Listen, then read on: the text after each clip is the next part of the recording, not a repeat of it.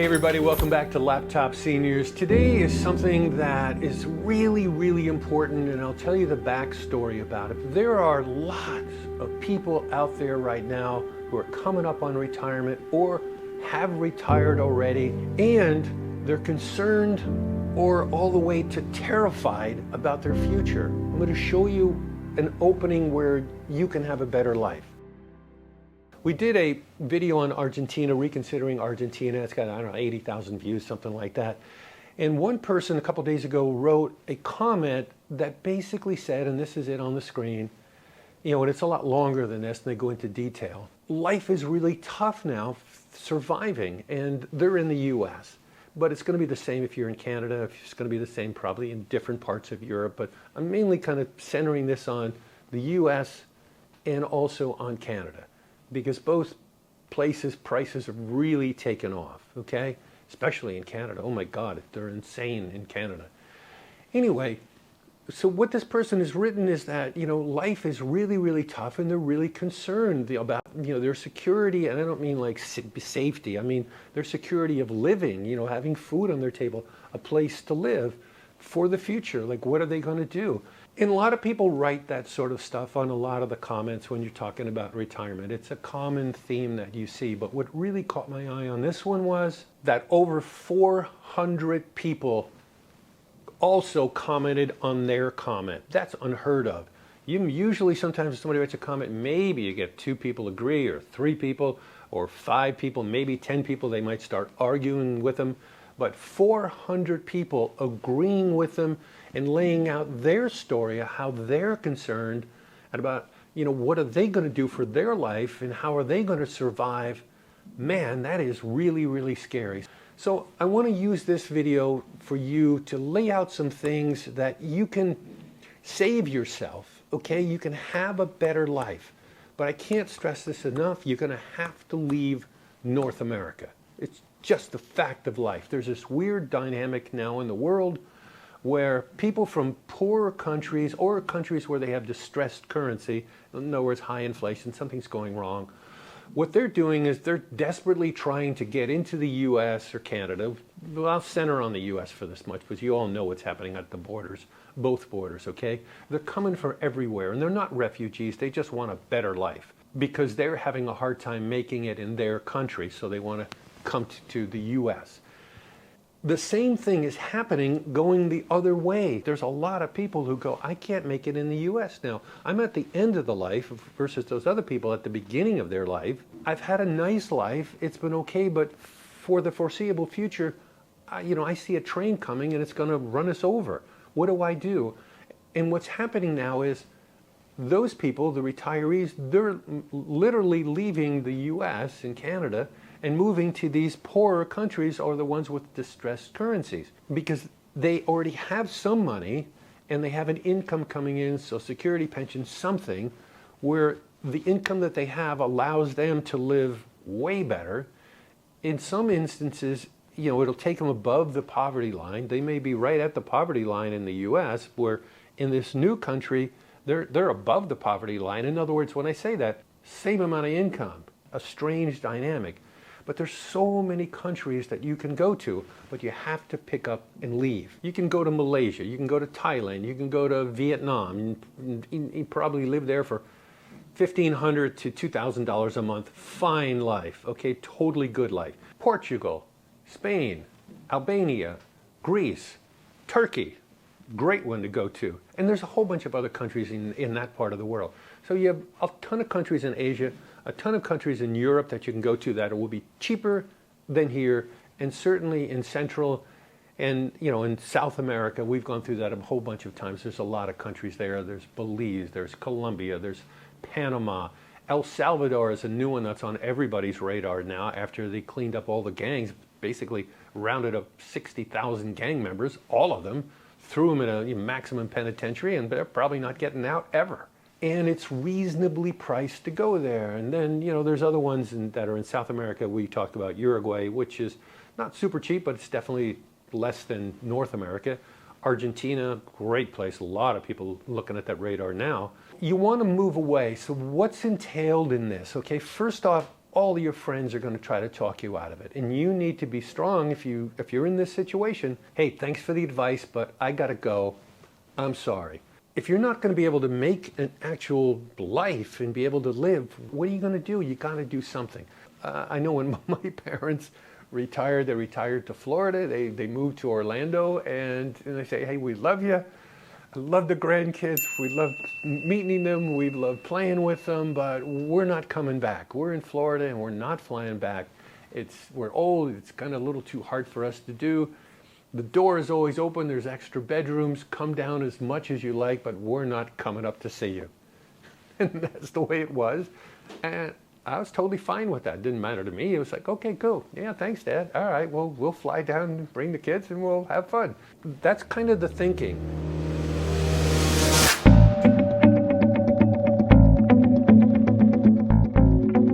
As Pat was saying, fear is rampant in the U.S., but don't beat yourself up about it.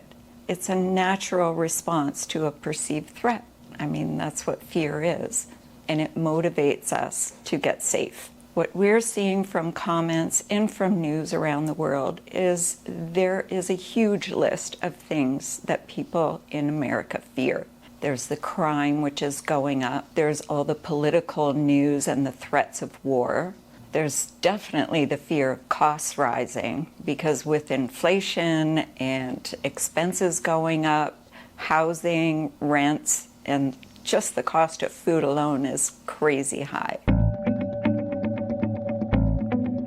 Over 50% of Americans today do not have a passport. They've never left the U.S. They may have never been in a plane before. Definitely the thought of retiring to another country has got to be really scary. There's a fear of going to another country and not being able to speak the language. So how can you communicate? What if you have an emergency?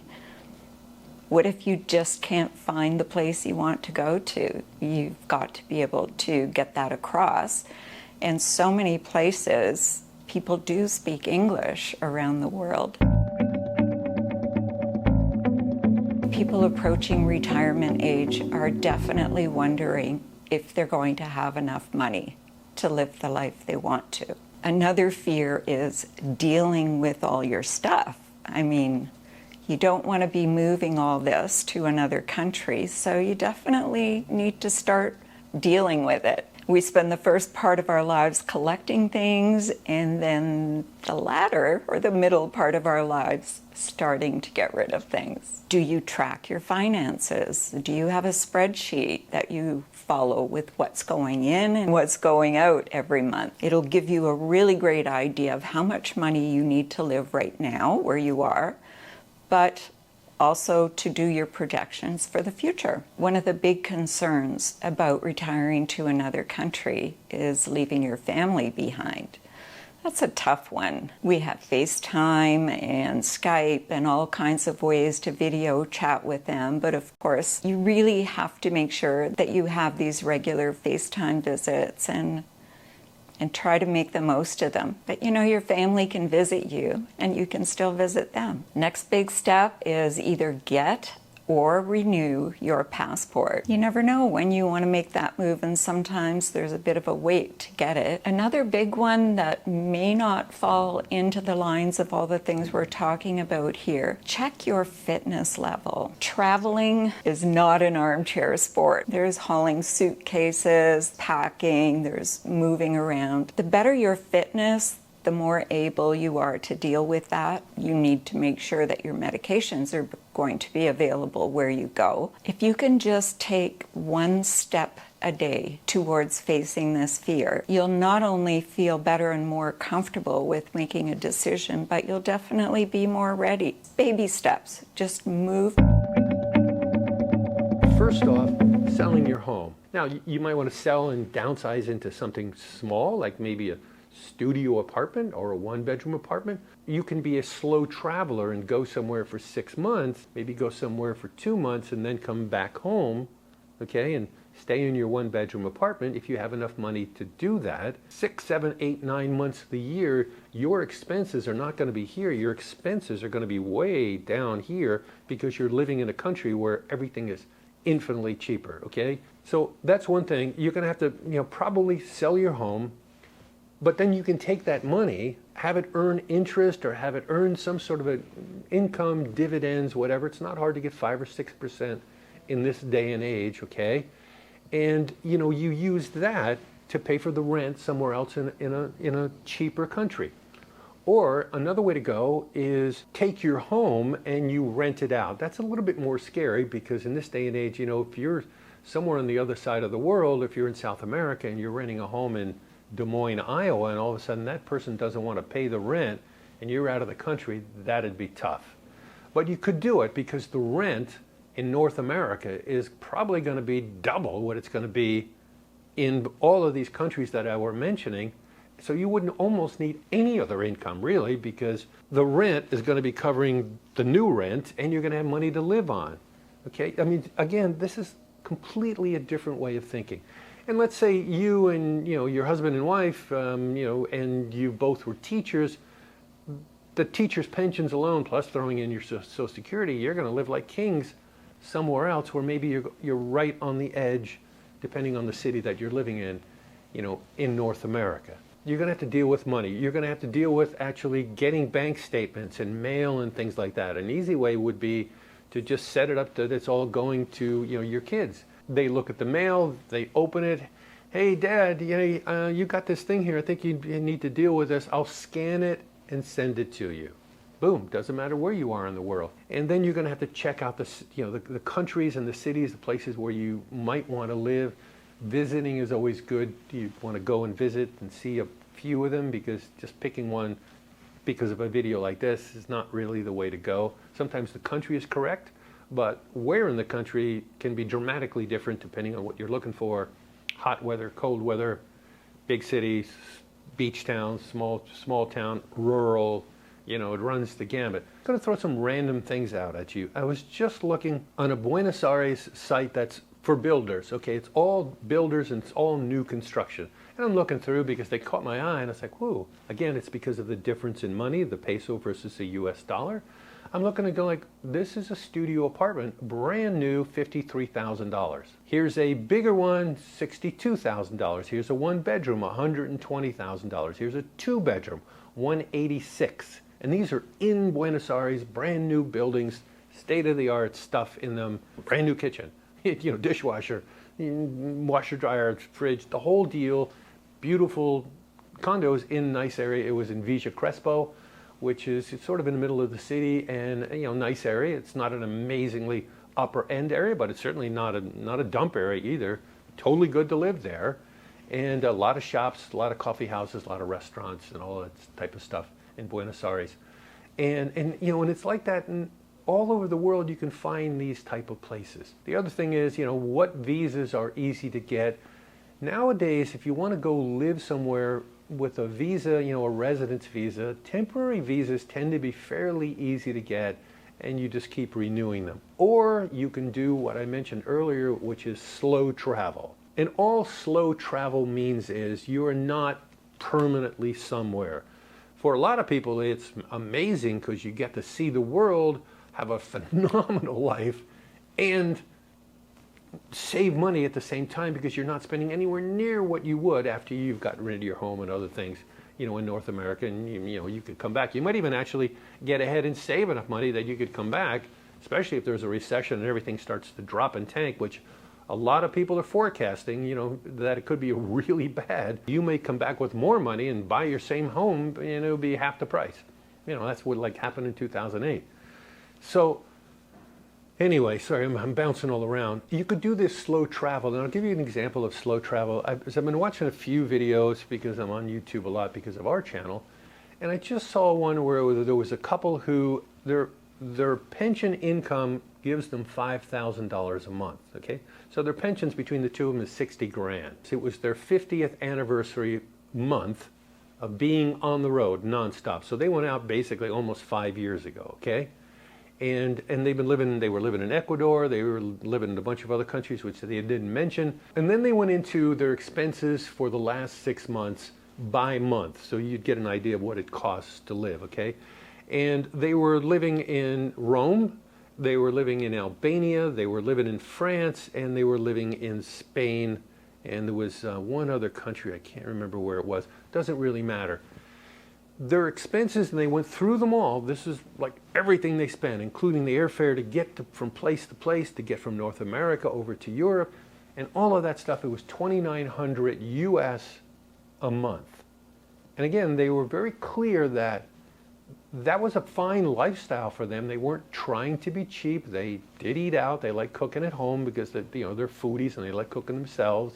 And they looked around and got good deals on apartments to rent. They were stressing that they had great lives. They didn't want to spend any more because they didn't need to spend any more, even though they could go up to $5,000. So they're saving basically $2,000 a month from what they're actually getting in, and having a really nice life that they like. And that's what the whole purpose of the video is. And I've seen many, many like that, and they will range from somewhere, somebody will be doing it at $2,000, somebody will be doing it at $2,200 a month. I've seen some where they're in the $4,000 range, and they're, and then they show you the places like, wow, you're in like a mansion, this is awesome, holy moly. Because they're in some really low country where the prices are really, really low. Like usually it would end up being in Asia, like in Thailand, you get amazing things for hardly any money. You'd be looking at an apartment, you go like, this is a 3-bedroom, beautiful condo in a spectacular high rise, and they're paying $1,600 a month, where anywhere in North America, you'd be doing like $4,500. What Slow Travel also does, it gets you around the tax requirements. Because like a lot of people, have chimed in on when we talk about Argentina. Again, I'm bouncing around, sorry, but hopefully this has got some sort of one thread. Argentina, like say if you're an American, you're going to be having to pay American taxes. But Argentina taxes, if you're there and you're living there full time, they tax your worldwide income just like the United States does. And they don't have a treaty. So there's no tax credits, because you've paid one country or the other. So you have to pay 2 taxes. And the way people get around that is they just don't live there more than 6 months. They'll do 4 months or 5 months there and then go somewhere else. And that's what Slow Travel is in a nutshell, and a lot of the benefits. Now, some people just slow travel because they want to see the world, and that's the way they do it. But Slow Travel also gets you out of the visa system of virtually every single country because you're a tourist. Almost all countries do 90-day tourism passes, okay? Here's your visa. A lot of times there's not even paperwork involved. It's just, it's a given. Like if you come into the U.S., if you're not from some weird country, you don't need a visa.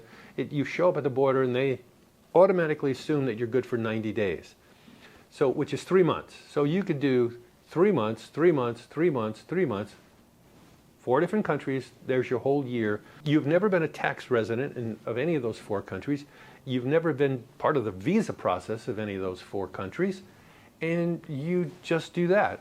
Go home for a little bit, see the grandkids, hang out for a month, with one of your kids, stay in with them, you go back out again, and do another 5 months, out on the road in a different country, and then, go somewhere else and just keep doing that. So there's ways around this.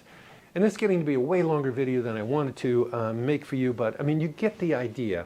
I can't stress it enough that the way out of this is you need to start looking at different countries and go. And if you're thinking about going more permanently to a different country, every country now, because they're starting to get an onslaught, they're making it harder and harder to get permanent visas. If you're thinking about it, you need to do it now. There's a lot of countries where if you do it now, you can get the visa and you don't need to actually be there right now. You can go later. There are a lot of them where you can be there like 1 day a year or maybe a month a year or 2 weeks a year, and the visa will stay in force, okay, once you get it. Cost you $2,000 or $3,000 to get a visa. I'm just ballparking, but that's kind of roughly what it's going to be. Lawyer and all that sort of stuff, and just to handle it for a lot of countries. And boom, now you have a ticket. You have a ticket to freedom, you have a ticket to prosperity, you have a full ticket to actually have a good life. Hope that wasn't too much. It is really important. Thanks for watching. Don't forget to subscribe, show this to your spouse, and have a talk about it. Be sure to come back and see us again soon. Bye for now. Ooh.